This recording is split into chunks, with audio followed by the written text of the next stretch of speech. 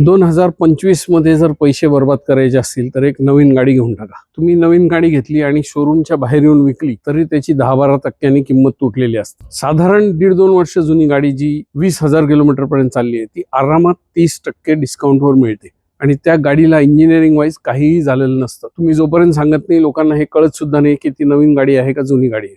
Unfortunately नवीन गाडी घेण्यामागे लोकांचा कल असतो, पण त्यांना हे कळत नाही की त्याच्यामुळे त्यांचा फ्रीडम जातो। तुम्ही जेवढे पैसे अशा गोष्टींमध्ये टाकाल ज्या गोष्टी तुमच्या खिशातून पैसे काढून घेतात तेवढा तुमचा फ्रीडम कमी कमी होत जाणार आहे। आणि कार इज अ लायबिलिटी, गाडी आपल्या खिशातून पैसे बाहेर काढून टाकते आणि त्यामुळे ती लायबिलिटी आहे आणि अशा लायबिलिटीवर खर्च करणं म्हणजे इक्विव्हॅलंट टू फायनान्शियल सुसाईड।